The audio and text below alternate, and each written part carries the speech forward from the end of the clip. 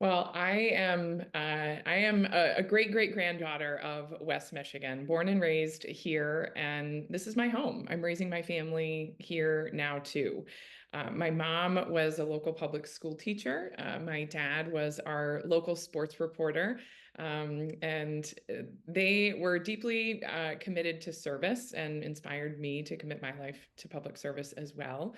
I became a social worker working on housing and homelessness issues, something that still challenges our community today.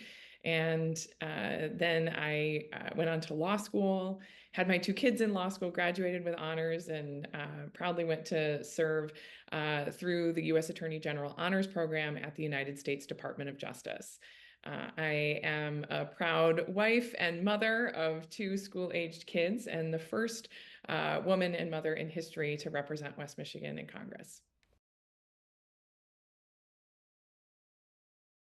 Well, I think I'm doing a great job, and I think that the constituents agree.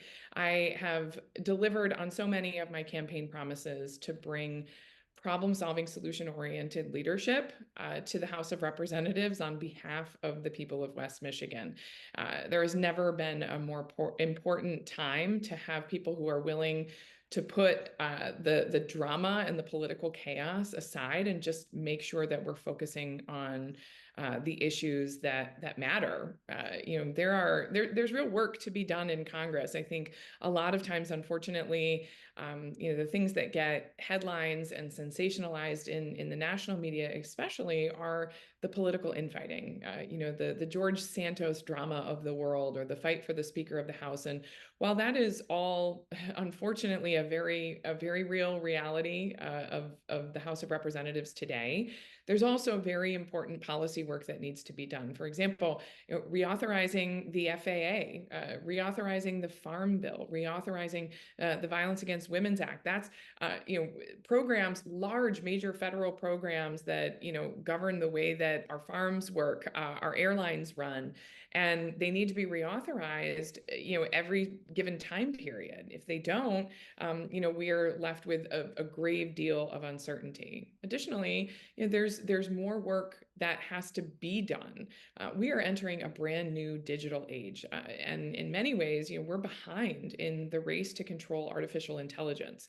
We need a huge data privacy bill to get passed to protect consumers, not to mention some of our most important and vulnerable consumers of online information right now, young people.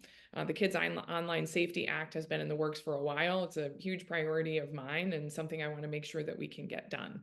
I've also started a number of long-term projects here that in West Michigan, such as transportation, getting public transportation that runs from city to shore, as well as across the state, and making sure that we're continuing to invest in some of the water infrastructure programs that I started working on, cleaning up Harbor Island, out on the Grand River that heads out to the Lake Michigan waterfront in the Grand Haven region, just to name one. So we've got a lot of work that we started in this term that are multi-year projects that I want to keep going on.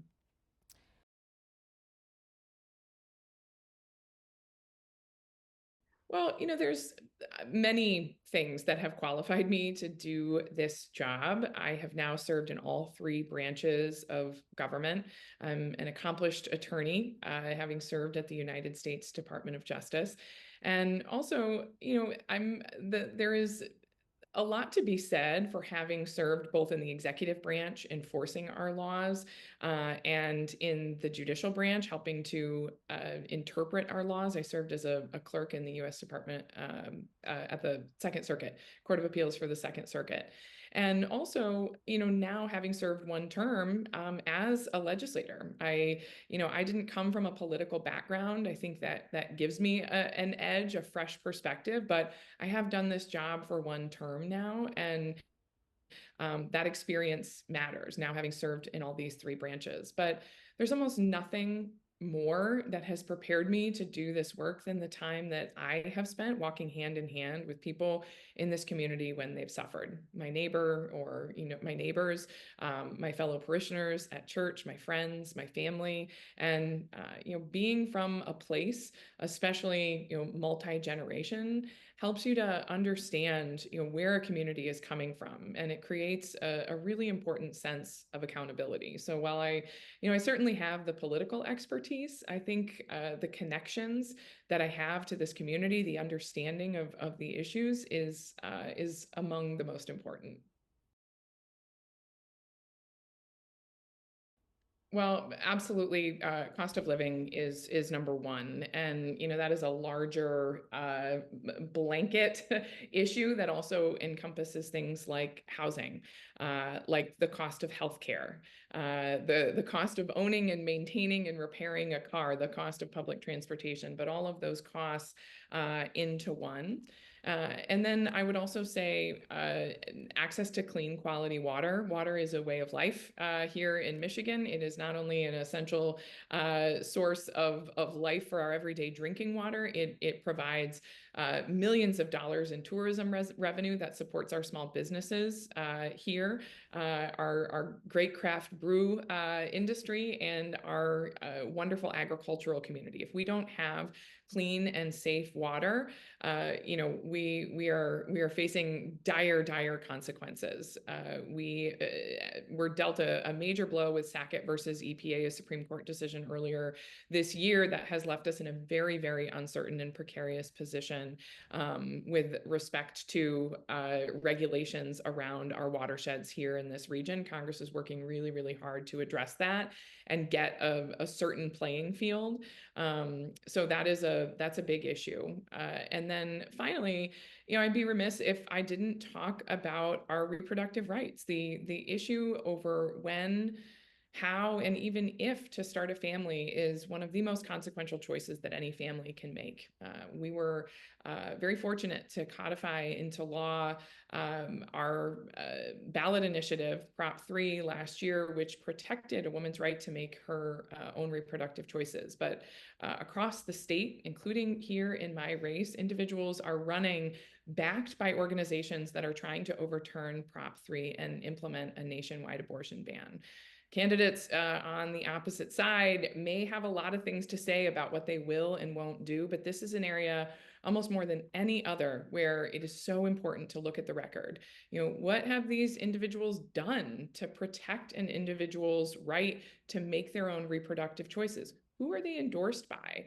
And it's one thing to make a statement that's politically expedient right before an election, but a record matters more than anything. I have stood up for reproductive rights with my votes in Congress. I'm endorsed by groups that want to protect a woman's right to make her own healthcare decisions, a family's right to access IVF, and my opponent is not. Absolutely. Not only will I, but I have. I'm the only candidate in this race that is running on her record, not just on promises. I was ranked one of the most bipartisan members of Congress, the top 25 most bipartisan of the Democratic Party, by leaps and bounds, the most bipartisan here in West Michigan compared to the other members of the delegation from West Michigan. Every single bill that I have introduced in Congress has been bipartisan. I've crossed party lines dozens of times to vote with my Republican counterparts, even going against the president on some of his initiatives multiple times. And, because it was right for West Michigan, I'm always going to look out first and foremost for my constituents and look to make those bipartisan agreements, those bipartisan votes, introduce the bipartisan bills when and where it's necessary. We are missing the value of compromise now more than ever. And I always say, it's about compromise without compromising your values. It's not a bad word, and we've got to get back to making it happen more so that we can make our government work for the people.